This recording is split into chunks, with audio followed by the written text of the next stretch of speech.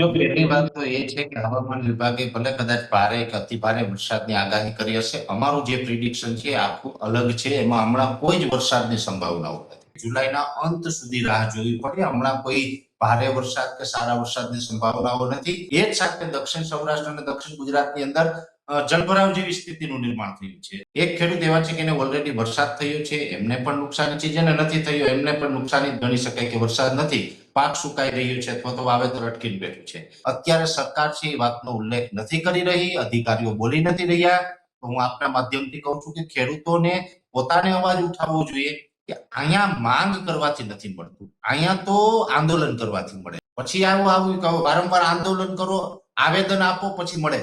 ને હવે તો આંદોલન પણ જલદ આંદોલન કરો ને સરકારના પગ નીચે રેલો આવી જાય ને પછી તમને 10 રૂપિયા મળવા પાત્ર હોય તો 3 રૂપિયાની જાહેરાત થાય.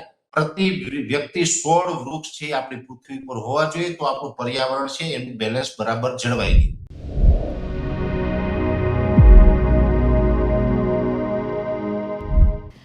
નમસ્કાર, હું છું ભાગ્યશ્રી પટેલ અને આપ જોઈ રહ્યા છો ગુજરાત પ્લસ. ગુજરાત પ્લસમાં આપ સર્વેનું સ્વાગત. ગુજરાતમાં ફરી એકવાર વરસાદી સિસ્ટમ સક્રિય થઈ ગઈ છે. હવામાન વિભાગે રાજ્યના કેટલાક જિલ્લાઓમાં ભારેથી અતિભારે વરસાદની આગાહી વ્યક્ત કરી છે. દક્ષિણ ગુજરાતના અનેક વિસ્તારો માટે એલર્ટ પણ જાહેર કરી દેવામાં આવ્યું છે. જો કે અન્ય જિલ્લાઓમાં પણ ગાજવીજ સાથે વરસાદી ઝાપટા પડી શકે તેમ છે. દર વર્ષે વરસાદ આવે છે, પરંતુ દરેક વરસાદ એક સરખો નથી હોતો. ક્યાંક એ જીવન આપે છે તો ક્યાંક જનજીવન અસ્તવ્યસ્ત કરી દે છે. શહેરોમાં પાણી ભરાવાની સમસ્યા હોય છે તો ગામડામાં ખેડૂતો માટે પાક બચાવવાનો સૌથી મોટો પડકાર ઊભો થઈ જતો હોય છે અને ખેડૂતોને પણ મોટા પાયે નુકસાન થયાના સમાચાર પણ મળી રહ્યા છે. આજે આપણે માત્ર વરસાદની આગાહી નહીં પરંતુ તેના પાછળની વાસ્તવિક સ્થિતિ પણ જાણીશું. ભારે વરસાદથી આખરે શું અસર થઈ શકે, સાથે જ ખેડૂતો કઈ કઈ સાવચેતી રાખે, પાકને કેવી રીતે બચાવી શકે, સાથે જ સરકારની કેવા પ્રકારની તૈયારી હતી અને કહી શકાય કે જો નુકસાન થયું હોય તો ખેડૂતોએ આખરે શું કરવું જોઈએ. આ તમામ મહત્વના મુદ્દાઓ પર વાત કરવા માટે અમારી સાથે જોડાઈ ગયા છે પરેશભાઈ ગોસ્વામી. પરેશભાઈ, આપનું ખૂબ ખૂબ સ્વાગત. નમસ્કાર. બિલકુલ પરેશભાઈ, આપની પાસેથી એ સમજવાનો પ્રયત્ન કરીશું કે હવામાન વિભાગે ભારે વરસાદની આગાહી કરી છે. તમારા અનુભવ પ્રમાણે આ આગાહી કેટલી ગંભીર, કયા જિલ્લાઓમાં સૌથી વધુ સતર્ક રહેવું જોઈએ?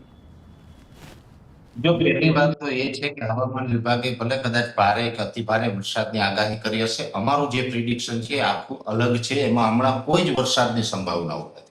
હવે જે હું તમને વાત કરવા માંગુ છું એની અંદર એવું છે, આમ તો અરબ સાગરની અંદર ઘણા દિવસથી એક યુએસી હતું જે અપર એર સાયક્લોનિક, એ પછી મજબૂત થઈને લો પ્રેશર બન્યું. એ લો પ્રેશરને કારણે સૌરાષ્ટ્રના ભાગો હોય, દક્ષિણ ગુજરાતના ભાગો હોય, જેમાં જુલાઈ મહિનાના પ્રથમ અઠવાડિયામાં ભારેથી અતિ ભારે વરસાદ વરસ્યો છે. હવે એ સિસ્ટમ છે ગઈકાલે એટલે કે 8 જુલાઈ 2026 ના રોજ ગુજરાત ઉપરથી એ આગળ નીકળી ગઈ છે ઉત્તર પૂર્વ દિશામાં. અત્યારે મહારાષ્ટ્ર અને મધ્યપ્રદેશના અમુક ભાગો ઉપર થઈ અને સતત એ આગળ વધી રહી છે. એ સિસ્ટમ લગભગ બિહાર તરફ આગળ જાય એવો એનો ટ્રેક અત્યારે બતાવી રહ્યો છે. એટલે આ સિસ્ટમ નીકળી પછી હમણાં કોઈ મોટી સિસ્ટમ કે નાની સિસ્ટમ, કોઈ જ પ્રકારની સિસ્ટમ છે ગુજરાતને અસર કરતા નથી. એટલે હવે આજથી વરસાદનો વિરામ છે. હવે વરસાદ નથી આવવાનો, ભારે નહીં, સામાન્ય પણ હમણાં નથી આવવાનો. ઓકે, એટલે એટલે વરસાદનો વિરામ છે. હમણાં કોઈ વરસાદની સંભાવનાઓ નથી. અને હા, એ ચોક્કસ છે કે સિસ્ટમ પસાર થઈ હોય અને એ પણ 700 એચપીએ લેવલથી એ સિસ્ટમ પસાર થઈ છે. એટલે અમુક ભેજ છે એ રાજ્ય ઉપર રહેલો હોય, સાથે મોન્સૂન ઓફશોર ટ્રફ હોય એ પણ અત્યારે સક્રિય છે, જેને કારણે અમુક વિસ્તારમાં છૂટા છવાયા એકદમ સામાન્ય કોઈ જગ્યાએ ઝાપટા પડે એ વાત અલગ રહેશે. બાકી કોઈ મોટા વરસાદ કે સારા વરસાદ હમણાં જોવા મળે તેવી શક્યતાઓ નથી. કમસે કમ 15-16 તારીખ સુધી તો આપણે કોઈ બીજા વરસાદની સંભાવનાઓ નથી. એટલે હમણાં કોઈ વરસાદની રાહ પણ ન જોવી. જે લોકોને ઓલરેડી વરસાદ થયો હતો એ ખેડૂતોને ત્યાં વાવેતર કરવું, કે વાવેતર કરવાનો આ એક ઉત્તમ મોકો હવે આજથી ચાલુ થયું છે, કેમ કે વાતાવરણ હવે ખુલ્લું થઈ રહ્યું છે. હવે આ જે સિસ્ટમ પસાર થઈ અને આ આઉટર ક્લાઉડ પસાર થઈ, અને આઉટર ક્લાઉડ છે બધા કરતા ખતરનાક હોય છે.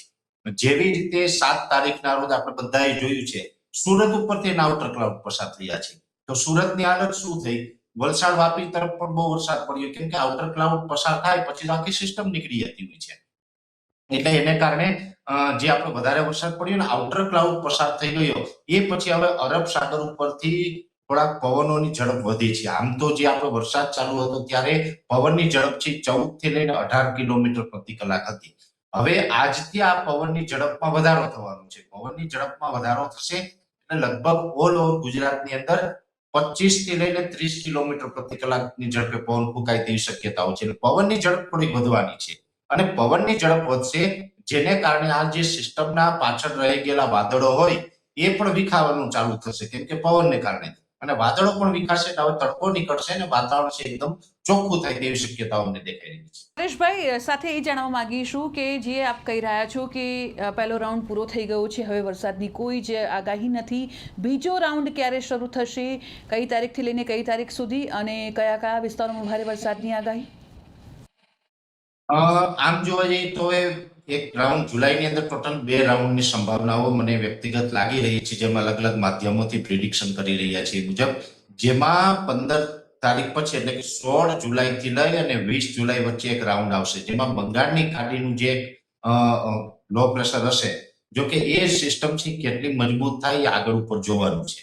જો કે એ સિસ્ટમ છે સંપૂર્ણપણે ગુજરાત ઉપર આવવાની સંભાવનાઓ નથી, એ તો ઉત્તર ભારત તરફ જવાની છે. બંગાળની ખાડીની સિસ્ટમ મધ્યપ્રદેશ ઉપર આવી અને ઉત્તર ભારત તરફ જશે, પણ એનો ટ્રફ છે એ ગુજરાત સુધી લંબાય અને એને કારણે ગુજરાતની અંદર સામાન્ય વરસાદ પડે તેવી શક્યતાઓ છે. એટલે 15 થી 20 તારીખ વચ્ચે ગુજરાતના સીમિત વિસ્તારમાં, એ પણ બધા જ વિસ્તારમાં નહીં, સીમિત વિસ્તારમાં હશે અને વરસાદની તીવ્રતા પણ એકદમ સામાન્ય હશે, નોર્મલ પ્રકારનો વરસાદ જોવા મળે તેવી શક્યતાઓ છે. પછી એ પછીનો જે નેક્સ્ટ રાઉન્ડ હશે એ લગભગ 25 જુલાઈ થી 31 જુલાઈની વચ્ચે આવે અને એની અંદર મધ્યમ વરસાદ કે સારા વરસાદ થાય તેવી આશા રાખી શકાય. એટલે હવે આપણે સારા વરસાદ માટે લગભગ મારું એવું માનવું છે કે જુલાઈના અંત સુધી રાહ જોવી પડે. હમણાં કોઈ ભારે વરસાદ કે સારા વરસાદની સંભાવનાઓ નથી. અત્યારે જોવા જઈએ તો IMD નું જે મોડેલ છે, ઇન્ડિયન મિટિયોલોજી ડિપાર્ટમેન્ટ, જે આપણે હવામાન વિભાગ જેને કહીએ છીએ, એમના મોડેલો છે એના પણ અમે અલગ અલગ પ્રિડિક્શન કરતા હોય છે. એમાં પણ અત્યારે કોઈ વરસાદ નથી બતાવ્યો. જો આ હવામાન વિભાગે જે આપ કહી રહ્યા છો એ મુજબ સ્ટેટમેન્ટ આપ્યું હોય ભારેથી અતિ ભારેનું, તો આ એક ચોંકાવનારું સ્ટેટમેન્ટ કહેવાય, કેમ કે એના ખુદના મોડેલ આ નથી બતાવી રહ્યા. એટલે હમણાં કોઈ વરસાદની ભારે વરસાદની સંભાવનાઓ નથી. 15 થી 20 તારીખમાં સામાન્ય વરસાદ પડી શકે છે અને જુલાઈના અંતમાં એટલે કે 25 થી 31 જુલાઈમાં મધ્યમ વરસાદની સંભાવનાઓ છે. પણ એકંદર વરસાદ છે એ ચોક્કસથી સમયાંતરે થોડો વધારે આમ એ રીતે અલગ અલગ વિસ્તારમાં પડતો રહેવાનું છે. ઘણા સમય પહેલા એટલે આમ તો 2026 અને જૂન 2026 આ 2 મહિના સુધી ગુજરાતમાં અલનીનોની ખૂબ ચર્ચા ચાલી. અલનીનો એટલે આમ તો તાપમાન, એટલે અલનીનો એટલે કે જે પ્રશાંત મહાસાગરનું તાપમાન નોર્મલ કરતા ઊંચું જાય, જેને આપણે અલનીનો કહેવાય છે. તો એ તાપમાન તો ઓલરેડી અત્યારે 2.5 ડિગ્રી ઉંચકાઈ ચૂક્યું છે. એટલે અલનીનો તો અત્યારે સક્રિય થયો છે. અલનીનો જ્યારે સક્રિય થાય ત્યારે ઘણી વખત જ્યાં વરસાદ ન પડે તો ત્યાં બિલકુલ ન પડે, પડે ત્યાં એકારે ધોધમાર પડી જાય, આ પરિસ્થિતિનું નિર્માણ થતું હોય છે. આપણે જોયું છે જામનગર, દ્વારકા, કચ્છ એ કોરા રહ્યા, એમાં કોઈ જાતના વરસાદની ગતિવિધિ જોવા ન મળી.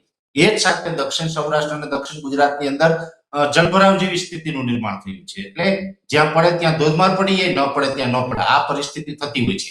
પણ મે અને જૂન દરમિયાન ઘણા બધા એક્સપર્ટ જ્યારે કહેતા હતા કે આ વર્ષે દુષ્કાળ પડશે, વરસાદ નહીં થાય, ત્યારથી અમે એક વાત ચોક્કસ કરતા આવ્યા છે કે ભાઈ અલનીનો જે એક પરિબળ એવું નથી કે જે ચોમાસાની જે સિસ્ટમ ઉપર અસર કરે.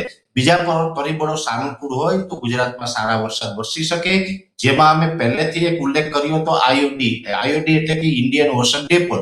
આઈઓડી પોઝિટિવ ફેઝમાં રહે તો ચોમાસું આપણું અલનીનો હોવા છતાં પણ સારું થતું હોય છે. એ મુજબ આ વર્ષે ચોમાસા દરમિયાન આઈઓડી છે પોઝિટિવ ફેઝમાં જોવા મળવાનું છે સતત, અને એને કારણે ગુજરાતનું ચોમાસું મધ્યમ થવાનું છે. અત્યારે પણ જોવા જઈએ તો આજે જુલાઈ મહિનાની 9 તારીખ થઈ છે, ત્યાં સુધીમાં ગુજરાતના લગભગ 80% વિસ્તાર એવા છે કે જેમાં સારા વાવણી લાયક વરસાદ પડી ચૂક્યા છે. પછી 10-20% વિસ્તાર એવા પણ છે કે એમાં અતિવૃષ્ટિ થઈ અને 20% વિસ્તાર એવા પણ છે કે જેમાં બિલકુલ વરસાદ નથી. એટલે આ પ્રકારનું આખું ચિત્ર છે. વરસાદ છે અત્યારે પણ પડ્યો છે જુલાઈમાં, અને આમ જોવા જઈએ તો દર વર્ષે જે જુલાઈમાં વરસાદ પડતો હોય એમના કરતા વરસાદ ટકાવારીની દ્રષ્ટિએ જુલાઈમાં ઓછો રહેવાનો છે. અમે મે મહિનામાં એક આખું વાર્ષિક તારણ આપ્યું હતું કે આ વર્ષે વરસાદની ટકાવારી ઘટશે. જેમ જોવા જઈએ તો સતત આપણે 4 વર્ષથી વરસાદ વધુ પડતા હતા, 100 થી લઈને 130% સુધી વરસાદ જોવા મળતા હતા. ગયા વર્ષે પણ લગભગ આપણે 109% સુધી વરસાદ વરસ્યો હતો. પણ આ વર્ષે વરસાદનું પ્રમાણ ઘટશે અને આ વર્ષે 90 થી લઈને 93% સુધી વરસાદ પડે તેવી સંભાવનાઓ છે. હવે 90 થી 93% પડે એનો મતલબ જે ગયા વર્ષે હતો એના કરતા 15-20% વરસાદ તો ઘટવાનો છે. તો જે ઘટ પડવાની છે જૂન અને જુલાઈ પાછું, તો જૂનમાં ઓલરેડી આપણે વરસાદની ઘટ અનુભવી, જુલાઈમાં આ રાઉન્ડ સારો થયો. પણ એવરેજ હજુ પણ જે વરસાદ આવવાના છે એમાં કોઈ જુલાઈની એવરેજ આપણે મળે લાભ એટલી સંભાવનાઓ નથી. એટલે વરસાદની ઘટ છે એ તો જુલાઈમાં પણ અનુભવાશે. ખાસ કરીને વરસાદ પડશે પણ જે દર વર્ષે જેટલી ટકાવારીમાં વરસાદ પડે એના કરતા જુલાઈમાં વરસાદનું પ્રમાણ ઓછું રહેશે. બિલકુલ. ખેડૂતોની મારે હવે વાત કરવી છે. તો દક્ષિણ ગુજરાતમાં જે રીતે ભારે વરસાદ થયો છે, સૌરાષ્ટ્રની વાત કરું તો ત્યાં પણ ખૂબ ભારે વરસાદ થયો છે અમુક વિસ્તારની વાત કરતાં. તો જે રીતે હવે પાકની વાવણી પણ થઈ ગઈ હશે, ત્યારે હવે ખેડૂતોને આપનો શું સંદેશ? જો ખેડૂત માટે આફતનો સમય તો ચોક્કસથી છે. જો બે ખેડૂત છે, એક ખેડૂત એવા છે કે એને ઓલરેડી વરસાદ થયો છે, એમને પણ નુકસાની છે, જેને નથી થયો એમને પણ નુકસાની ગણી શકાય કે વરસાદ નથી, પાક સુકાઈ રહ્યો છે અથવા તો વાવેતર અટકીને બેઠું છે. નુકસાની બંને તરફી છે. પણ આમાં ખેડૂતોએ ક્યાંય ડરવાની ગભરાવાની જરૂર નથી. આપણે કહેવાય છે ને કે વિપત પડે ના વલખીએ, વલખીએ વિપત ન જાય, વિપત પડે સો ઉદ્દમ કીજીએ, ઉદ્દમ વિપત ને ખાય. આ એવી રીતે આપણે સૂઝબૂઝથી આ સમય પસાર કરવાનો છે. ખેડૂતોને અનેક પ્રકારનું નુકસાન છે. જેમાં વધારે વરસાદ પડ્યો છે, જેમાં દરિયાઈ કાંઠાના જુનાગઢ જિલ્લો હોય, ગીર સોમનાથ હોય અથવા તો જે અમરેલી ભાવનગર છે, દક્ષિણ ગુજરાતના વિસ્તાર છે, તેમાં ઘણું બધું નુકસાન પણ થયું છે. આમ તો અત્યારની પરિસ્થિતિ એવી છે કે આ નુકસાનનું સર્વે થવું જોઈએ. સર્વેની તો અત્યારે ક્યાંય વાત નથી થતી. આપણા રાજ્યની અંદર ખેડૂતો માટે ખૂબ સારી યોજના છે મુખ્યમંત્રી કિસાન સહાય યોજના. આ યોજના અંતર્ગત જ્યારે પણ આવી કોઈ કુદરતી આફત આવે તો 72 કલાકની અંદર એનું સર્વે કરવું જોઈએ. 72 કલાક કરતા વધારે સમય વીતે તો પછી ખ્યાલ નથી આવતો કે આ શાના કારણે નુકસાન થયું. એટલે 72 કલાકમાં સર્વે થવું જોઈએ. સર્વેમાં જેટલું નુકસાની જોવા મળે એ મુજબ ખેડૂતોને મુખ્યમંત્રી કિસાન સહાય યોજનામાંથી લાભ 2 હેક્ટરની મર્યાદામાં આપવાનો હોય એવો કાયદાકીય રીતે મુખ્યમંત્રી કિસાન સહાય યોજનાની કલમ ઘ અને કલમ 9 સૂચવે છે. પણ આજે એની વાત નથી થતી. આ દુઃખની વાત છે. પણ ખેડૂતોના હક છે અત્યારે હું આપના માધ્યમથી ધ્યાન દોરું છું. બીજું, જે ખેડૂતોને અત્યારે ઓલરેડી વરસાદ થઈ ગયો છે તો અત્યારે વાવેતર કરી દેશે. જો અત્યારે હજુ પણ 15 જુલાઈ સુધીમાં જે વાવેતર કરતા હોય એ મગફળી, કપાસ, સોયાબીન, તુવેર, એરંડા તમામ પ્રકારના વાવેતર કરી શકે છે. જે ખેડૂતોને વાવેતરમાં જેવો વરસાદ નથી, જે 20% વિસ્તાર બાકી છે, જેને પાણી હોય તો જ વાવેતર કરવું. પછી અત્યારે ઓછો વરસાદ હોય તો વાવેતર કરી દેશું, ટૂંક સમયમાં વધારે સારો વરસાદ આવી જશે એવી અપેક્ષા હમણાં કોઈ ખેડૂતે રાખી અને મોંઘું બિયારણ ખેતરમાં નાખી ન દેવું. આ એક ખાસ સૂચના રહેશે. બીજું, અત્યારે એક બીજો point એ પણ છે, એગ્રીકલ્ચર સાયન્સ પ્રમાણે જોવા જઈએ તો જ્યારે ભેજ નીચે જમીનમાં હોય છે, ઉપરથી તાપમાન પડે છે. હવે વાતાવરણ ખુલ્લું થવાનું છે. મેં આપને જણાવ્યું કે આજથી પવનની ઝડપ વધશે તો વાદળ છે એ પણ હટી જશે, એટલે ધીમે ધીમે તડકો નીકળશે. ઉપરથી તાપ પડે, નીચે પાણી હોય અને ભેજ હોય એટલે એમાં ડિઝીઝ આવે, ફૂગ આવે. એટલે અત્યારે જે શરૂઆતમાં એગ્રીકલ્ચર સાયન્સમાં જેને કહેવાય છે અલ્ટરનેરિયા બ્લાઇટ, એટલે જે ખેડૂત એમની ભાષામાં, દેશી ભાષામાં કહેતા હોય સુકારો, આગોતરો સુકારો, એને અલ્ટરનેરિયા બ્લાઇટ કહેવાય. એ ડિઝીઝનું નામ છે અત્યારે શરૂઆતમાં જે ખેડૂત એને કાળી ફૂગ કહે છે એને કહેવામાં આવે છે એસ્પરજીલર નાઇઝર. હવે આ એસ્પરજીલર નાઇઝર છે એને પણ અત્યારે આપણે કંટ્રોલ કરવી પડશે. જો એને સમયસર એનો ઈલાજ કરવામાં નહીં આવે, એના ડોઝ આપવામાં ન આવે તો મગફળી વધારે બગડી શકે છે. એસ્પરજીલર નાઇઝર છે એ પ્રથમ સ્ટેજ છે. એ પછી ક્લેરેસિયમ આવશે, એ પછી ફાઇટોપ્થોરા બ્લાઇટ પણ આવી શકે, પિથિયમ પણ આવી શકે. અલગ અલગ જે ડિઝીઝ લાગુ પડે છે તો એની જે ટ્રીટમેન્ટ છે એ પણ ખાસ કરીને ફંગસની અંદર જે પેસ્ટ કંટ્રોલ કરવાની હોય, જીવાત કંટ્રોલ કરવાની, એ તો જીવાત આવે પછી આપણે એમનો ઈલાજ કરીએ તો ચાલે, પણ પેસ્ટ કંટ્રોલ કરવાની હોય તો ખેડૂતોએ અગાઉથી અત્યારે સાવચેત રહેવું પડશે અને અત્યારે એના ડોઝ ચાલુ કરી દેવા જોઈએ, જેથી કરીને ખેડૂતોએ પાક વાવેલો છે એને બગડતો અટકાવી શકે. બીજા રાઉન્ડની શરૂઆત થવા જઈ રહી છે, પરંતુ તેમાં થોડી વાર છે. પરંતુ ખેડૂતના દ્રષ્ટિકોણથી જો જોવામાં આવે તો પરેશભાઈ, આપની પાસેથી એ સમજવાનો મારે પ્રયત્ન કરવો છે કે જો ખેતરમાં પાણી ભરાઈ જાય તો ખેડૂતોએ પહેલાં 24 કલાકમાં આખરે શું કરવું જોઈએ જેનાથી નુકસાન છે તે ઓછું થાય? પહેલી વાત તો એ કે પાણીનો ખેતરમાંથી નિકાલ કરવો જોઈએ. હવે ઘણી જગ્યાએ પાણીના નિકાલ છે આસાનીથી ખેડૂત કરી પણ શકે છે. ઘણી જગ્યાએ ખેડૂતનું ખેતર વચ્ચે હોય જેથી કરીને બીજા ખેડૂત છે પાણીનો નિકાલ ન પણ કરવા દે. આવા પણ ગ્રામ્ય લેવલે ઘણા બધા ઇસ્યુ છે, એટલે એમાં પાણી ભરેલું જ રહેતું હોય છે. તો પહેલી વાત તો એ છે, જો ભેજવાળી જમીન હોય, અમુક જમીનની અંદર વધારે પડતા પાણી છે એ સંગ્રહ કરતી હોય, લાંબો સમય સુધી પાણી રહેતું હોય, તો બને ત્યાં સુધી એમાં એમોનિયમ સલ્ફેટ અથવા તો એકલું જે સલ્ફર આવે છે એ આપવું જોઈએ. સલ્ફર અને એમોનિયમ સલ્ફેટ છે એ પાણી ભેજ બાળવાનું કામ કરશે. એટલે એ આપશો ને તો અત્યારે જે પાક વાવેલો છે એને ઓછી અસર થશે. નહીં તો જો પાણીમાં પાક રહેશે તો પણ એ પાકની અંદર અલગ અલગ પ્રકારની ફૂગ લાગતી હોય. આમ તો 153 પ્રકારની ફૂગ હોય છે કોઈ પણ અલગ અલગ પાકોમાં. એમાં અલ્ટરનેરિયા બ્લાઇટ હોય, ફાઇટોપ્થોરા બ્લાઇટ હોય છે, ફ્યુઝેરિયમ વિલ્ટ હોય છે, ક્લેરેસિયમ હોય છે, પિથિયમ હોય છે. અલગ અલગ પ્રકારની ઘણી બધી જે ડિઝીઝ આવે છે એ તમામ ડિઝીઝ જો આમાં પછી ચાલુ થઈ જશે ને તો એ પાક સંપૂર્ણ નષ્ટ થશે. એટલે અત્યારથી ભેજ બાળે એ પ્રકારના ખાતરો આપવા જોઈએ, એ પ્રકારના એના ઉપર દવાના ડોઝ કરવા જોઈએ, અને વહેલી તકે પાણીનો નિકાલ કેવી રીતે કરી શકાય એનો આપણે રસ્તો કરવો જોઈએ, તો આપણે પાકને બચાવી શકાય છે. ઘણા ખેડૂતો હાલ ખાતર અને દવાનો છંટકાવ કરી રહ્યા છે, તમે પણ કહ્યું કે કરવો જોઈએ, પરંતુ વરસાદ વચ્ચે તેઓ કઈ એવી મહત્વની ભૂલ છે તે ન કરે તો પાક નુકસાની બચાવી શકાય? ખેડૂત છે ને બેન, એ જન્મે ત્યાંથી એન્જિનિયર જ હોય છે, એને કોઈ જગ્યાએ ડિગ્રી લેવા જવાની જરૂર નથી. અમે પોતે ખેડૂત છીએ, અમે આ બધું કરીએ છીએ, અમને ખબર છે. એટલે ખેડૂતને ભૂલ કરે એ તો શક્ય જ નથી. ખેડૂતની ભૂલ લગભગ હોતી નથી, કેમ કે જે બીએસસી એગ્રી કે એમએસસી એગ્રી થયેલા યુવાનો છે એ આજની તારીખે, હું પણ ભલે આજે એગ્રીમાં ગ્રેજ્યુએટ થઈને બેઠો છું, પણ છતાં મને ખબર છે કે જે ખેડૂત પાસે નોલેજ છે ને ક્યાંક અમારે ત્યાં શીખવા જવું પડે છે. એટલે બહુ એમને સલાહ આપવા જેવું મને લાગતું નથી.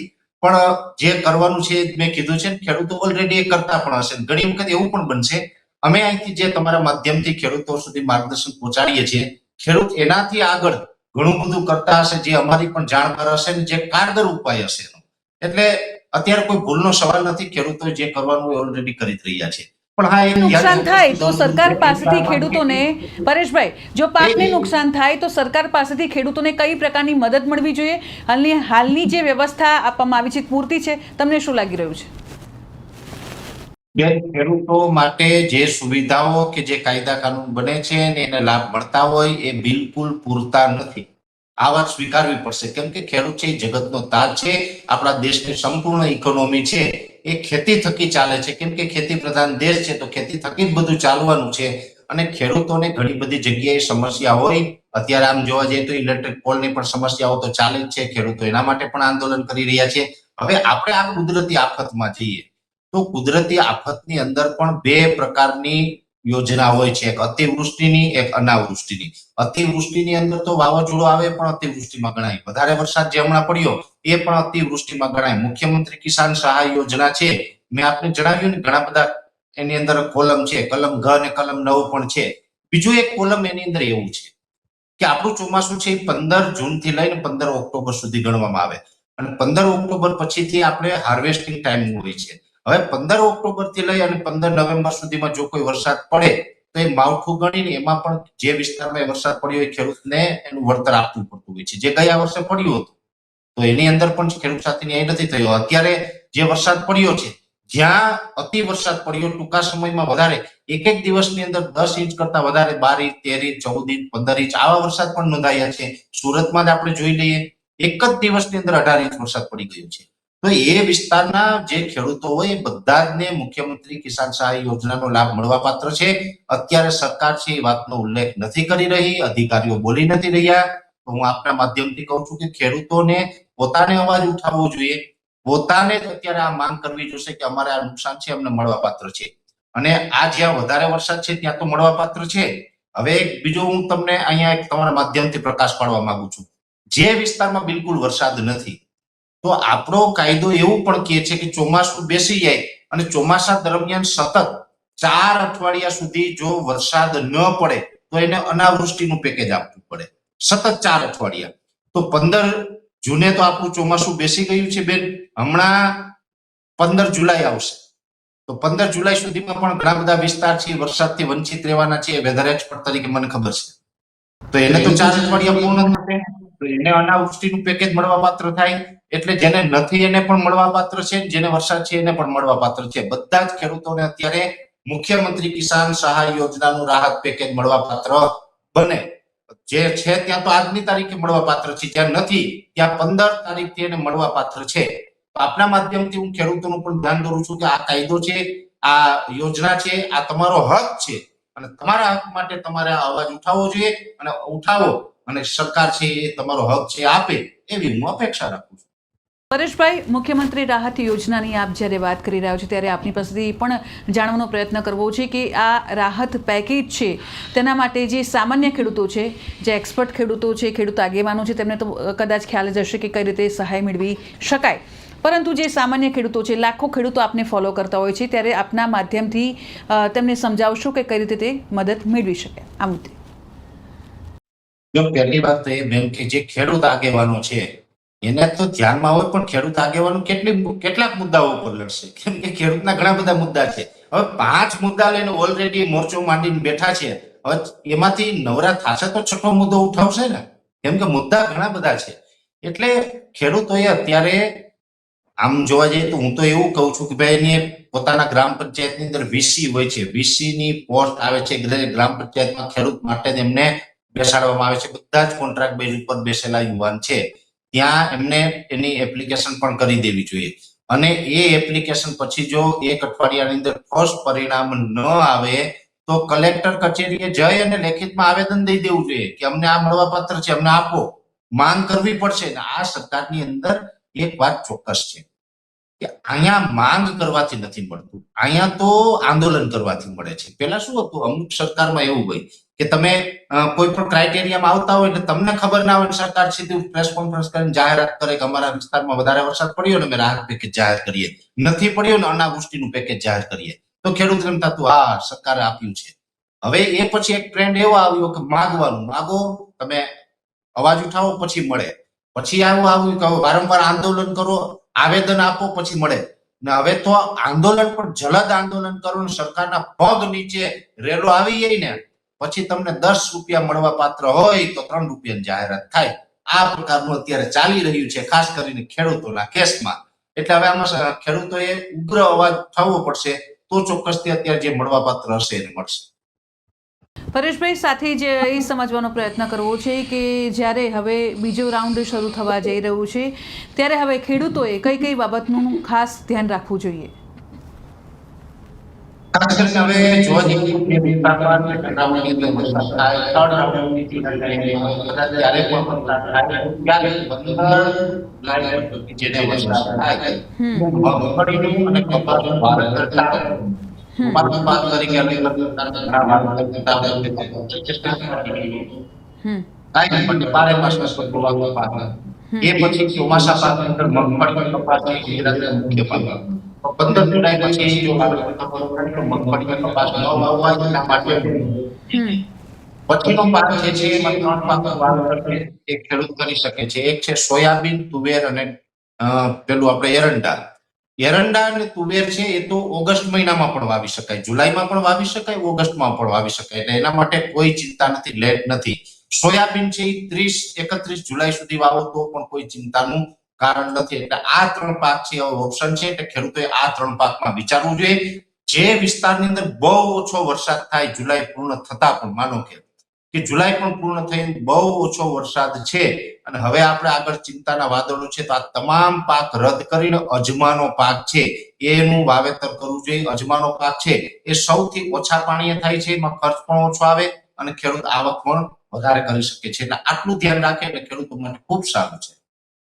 આપની પાસે થોડું એ સમજવું છે કે પેટર્ન હવે બદલાઈ ગઈ છે. ગયા વર્ષની જો હું વાત કરું તો ચોમાસું સામાન્ય રીતે જે 15 જૂને આવતું હોય છે એ રીતે વરસાદ આવી ગયો હતો, પરંતુ આ વર્ષે જો કે ઘણા એવા વર્ષો છે કે ચોમાસું લેટ આવ્યું છે. આ જે પેટર્ન છે, પેટર્ન બદલાવાનું કારણ શું હોઈ શકે આપના મતે? પેટર્નની કોઈ આ વર્ષે બદલાય એવું નથી. ભૂતકાળમાં પણ ઘણી વખત પેટર્ન બદલાય છે. ઘણી વખત એવું છે, આ તો ઠીક છે જુલાઈમાં આપણે 80% એક રેકોર્ડ આપણો 2015 સુધીનો એક રેકોર્ડ એમાં ઓગસ્ટ મહિનામાં ચોમાસાની શરૂઆત થઈ હતી. એ પણ એક આખી અલગ પ્રકારની, આના કરતા પણ પરિસ્થિતિ ખરાબ હતી ત્યારે. જૂન અને જુલાઈ બંનેમાં એક છાંટો ના પડ્યો અને સીધો ઓગસ્ટમાં વરસાદ આવ્યો. અને 2012માં પણ આ પરિસ્થિતિ હતી. 2018નું વર્ષ છે એમાં પણ ખૂબ લેટ વરસાદ આવ્યો. એટલે આવું તો ભૂતકાળમાં પણ પૂરી રીતે ખાસ કરીને જોવા જઈએ તો 1998 લઈ અને 2004 4-5 બે સમયમાં વરસાદ બહુ લેટ આવ્યો. વરસાદ ઓછા પણ થતા હતા. આવું ઘણી જગ્યાએ આખી જે પેટર્ન હોય એ અમુક સમયે ચેન્જ થતી હોય છે. જેમાં ખાસ કરીને જોવા જઈએ તો દર 2 થી 5 વર્ષે અથવા 7 વર્ષે એક વખત અલ્નીનો સક્રિય થાય. જે વર્ષે અલ્નીનો સક્રિય થાય ત્યાં વર્ષે વેધરની પેટર્ન છે ચેન્જ થઈ જતી હોય. આ વર્ષે વેધરની પેટર્ન ચેન્જ થઈ છે. અમુક વિસ્તાર વરસાદથી વંચિત રહ્યા, અમુક વિસ્તારમાં અતિવૃષ્ટિ થઈ. એનો મતલબ એવો નથી સમજવાનો કે હવે દર વર્ષે આવું થશે. આવતા વર્ષે અથવા તેના પછીના વર્ષે પાછી પેટર્ન રાબેતા મુજબ પણ જોવા મળે. એટલે આવું છે થતું હોય છે. પણ મુખ્યત્વે એક બાબત ચોક્કસ છે, વૈજ્ઞાનિક નિયમ પ્રમાણે જોવા જઈએ તો પૃથ્વી ઉપર વસતા જેટલા પણ માનવ લોકો છે, માનવ વસ્તી છે, પ્રતિ વ્યક્તિ 16 વૃક્ષ છે આપણી પૃથ્વી પર હોવા જોઈએ તો આપણું પર્યાવરણ છે એનું બેલેન્સ બરાબર જળવાય. હવે અત્યારે જોવા જઈએ તો પ્રતિ વ્યક્તિ 16 વૃક્ષ છે કોઈ પણ દેશમાં નથી. હવે વિશ્વની વાત કરીએ તો કોઈ દેશમાં નથી. ભારત દેશની અંદર પણ પ્રતિ વ્યક્તિ 16 વૃક્ષ નથી. અને ગુજરાતની વાત કરવા જઈએ, કેમ કે આપણે ગુજરાતીમાં અત્યારે વાર્તાલાપ કરી રહ્યા છે, તો ગુજરાતની વાત કરવા જઈએ તો ગુજરાતમાં માત્ર 2 જિલ્લા એવા છે કે ત્યાં પ્રતિ વ્યક્તિ 16 વૃક્ષ છે. એક છે ગાંધીનગર જિલ્લો અને બીજો છે ડાંગ જિલ્લો. હવે ગીર સોમનાથ કે જ્યાં શાસનનું આખું જંગલ આવે છે એમાં પણ વૃક્ષો અત્યારે ઘટે છે. બોલો, એટલે વૃક્ષોની ઘટતી જતી સંખ્યા આ એક ચિંતાનું કારણ છે પર્યાવરણ માટે. બીજું, જે પોલ્યુશન ફેલાય છે, જે વ્હીકલોનું પોલ્યુશન હોય કે ફેક્ટરીનું હોય વગેરે, વ્હીકલોનું તો ઠીક છે કે આપણે 21મી સદીમાં જીવીએ છીએ તો કઈ 2 વ્હીલ કે 4 વ્હીલ મૂકીને પાછા આપણે ઘોડાગાડીમાં જવાના નથી. 18મી સદીમાં ના જવાય અને એ મૂકી દેવાની કોઈ સલાહ પણ ન અપાય. આ મારો વિચાર છે. એટલે એ તો વાપરવા જ જોઈએ, પણ કમસે કમ વૃક્ષ તો લગાવી શકીએ આપણે. બીજું, રાસાયણિક ખેતી વધારે પડતું જમીનોની અંદર કેમિકલ નખાયું છે અને આપણી ભારતની જમીન છે એમાં વધારે પડતા ખેતી થાય છે. તો ખેતીની જમીન છે એ રેસિડેન્ટ કરતા વધારે છે અને આ વધારે જમીન છે એની અંદર વધારે પડતા ડીએપી, યુરિયા, એનપીકે, એએસપી વગેરે પ્રકારના કેમિકલ ફર્ટિલાઇઝર છે નાખવામાં આવે. સાથે કેમિકલ પેસ્ટિસાઇડ, ક્લોરોપાયરીફોસ હોય, પેન્ડિમિથાલિન હોય, ગ્લાયફોસેટ છે, પેરાક્વાઇટ ડાયક્લોરાઇડ છે, સાયપરમેથ્રિન છે, ડેલ્ટામેથ્રિન છે, આવા ભયાનક કેમિકલો છે જમીનની અંદર નાખવામાં આવે છે. જેને કારણે જમીનની અંદર અળસિયાઓ અને સૂક્ષ્મ બેક્ટેરિયાઓ છે એ મૃત્યુ પામ્યા છે. કેમ કે અળસિયાઓ અને સૂક્ષ્મ બેક્ટેરિયાઓ જ્યારે આ કેમિકલથી મરી જાય છે એટલે જમીનની અંદર ભેજનું પ્રમાણ ઘટે. ભેજનું પ્રમાણ ઘટે એટલે જમીન કડક થઈ જાય. જમીન કડક થઈ જાય છે એટલે હવે ચોમાસા દરમિયાન જે વરસાદ પડે એ જમીનમાં પૂરતું પાણી નથી ઉતરતું. હવે એ પાણી છે એ જમીન ઉપરથી પસાર થઈ નદીમાંથી દરિયામાં જતા રહે છે. એટલે આ જે ભેજ જમીનમાં ઘટે છે એટલે જમીન વધારે ગરમ થાય. ઉનાળા દરમિયાન આપણે વધારે ગરમી અનુભવીએ છીએ કેમ કે જમીનો પણ એટલી તપે છે. ઉપરથી તાપ છે એટલો જ જમીનમાંથી તાપ આવે છે. એટલે આ તમામ બાબતો છે. એટલે વૃક્ષો વધારે વાવીએ, કેમિકલ છે એનો વપરાશ છે એ ઘટાડીએ. આ તમામ કાળજી રાખશું તો એનું પરિણામ આવનારી પેઢીને મળશે. આપને તો નથી પડવાનું. હવે જે આ પર્યાવરણ ખરાબ થઈ ગયું છે તો હવે અત્યારથી આપણે વૃક્ષો લગાડશું ને એ થશે ને કેમિકલ બંધ કરશું, જમીન પાછી સુધરશે તો આપણી લાઈફ પૂરી થશે. એ લાભ આવનારી પેઢીને મળશે. આવનારી પેઢીને ખતરામાં ન નાખવી હોય તો અત્યારથી આપણે બધાએ આ કાળજી રાખવી પડશે. પરેશભાઈ, સાથે એ પણ જાણીશું કે લાખો ખેડૂતો અત્યારે આપને જોઈ રહ્યા છે, તમામ લોકો અત્યારે આપને જોઈ રહ્યા છે ત્યારે વરસાદને લઈને કંઈક માહિતી આપવા માંગતા હોય, સાથે જ ખેડૂતોને કંઈક સૂચન માર્ગદર્શન આપવા માંગતા હોય છે તો પહેલી વાત એ છે બેન કે આ વર્ષે ચોમાસું છે એ મધ્યમ રહેવાનું છે. 90 થી 93% સુધીનો વરસાદ પડવાનો છે અને અમુક વિસ્તારમાં જ્યાં નથી ત્યાં કદાચ લેટ આવે, પણ દુષ્કાળ કોઈ જગ્યાએ નથી પડવાનો. એટલે બહુ કોઈ ચિંતા ન કરવી. કદાચ વહેલા મોડો પણ વરસાદ થશે. 92 થી 93% સુધીનું વર્ષ રહેવાનું છે. 20% બાકી છે, જેમાં દ્વારકા, જામનગર, પોરબંદરના લગભગ 50% વિસ્તારો બાકી છે. એ સાથે કચ્છ જિલ્લો બાકી છે. ઉત્તર ગુજરાતના પણ છૂટાછવાયા કોઈ વિસ્તાર બાકી છે. મધ્ય ગુજરાતમાં પણ એ પરિસ્થિતિ છે. મધ્ય ગુજરાતમાં અમુક વિસ્તારમાં છે, અમુક વિસ્તારમાં નથી.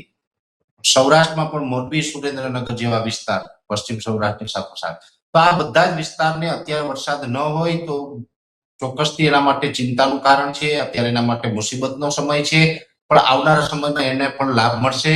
એટલે જ્યારે પણ વરસાદ થાય ત્યારે મેં આપને જણાવ્યું એમ કે લેટ વવાતા જે પાક છે એના ઉપર જવું જોઈએ, એ વાવેતર પણ કરી શકશે. પાણીની વ્યવસ્થા તો ગુજરાતની અંદર થઈ જવાની છે, જેથી બહુ ચિંતા ન કરવી. આપણે ચોમાસું પૂર્ણ થાય ત્યાં સુધીમાં બધા જ કુવા બોર ભરાઈ જશે ને દરેક ગુજરાતના ડેમો છે એની અંદર પણ પાણીની વ્યવસ્થા થશે. અહીંયા તમને હું અટકાવું છું. આપે કહ્યું કે એ રીતે લેટ પાકનું વાવેતર કરવું જોઈએ, પરંતુ વાવેતર ઓલરેડી કરી નાખ્યું છે તેવા લોકોએ શું કરવું જોઈએ? એના માટે કોઈ ચિંતા ન કરવી. એનું કારણ વાવેતર જેટલી કર્યું હશે પાણીની વ્યવસ્થા હોય તો વાવેતર કરવી જોઈએ. અને પાણીની વ્યવસ્થા છે, જે પાક ઉગી ગયો છે એને તો કદાચ 35-40 દિવસ પાણી ન મળે તો પણ ચાલે. અને જો માનીએ કે 35-40 દિવસનો પાક થઈ જાય ત્યાં સુધીમાં એને બીજો રાઉન્ડ વરસાદનો નથી આવતો, વરસાદનો લાભ ન મળતો હોય, બહુ પાક સુકાતો હોય, તો એને પાણીની વ્યવસ્થા હોય તો પિયત છે એ આપી શકે છે અને પોતાના પાકને છે બચાવી શકે છે. બિલકુલ પરેશભાઈ, આપ અમારી સાથે જોડાયા અને આપે કિંમતી સમય આપ્યો તે બદલ આપનો ખૂબ ખૂબ આભાર. તો આ સાથે જ અત્યારે બસ આટલું. રજા આપશો. નમસ્કાર.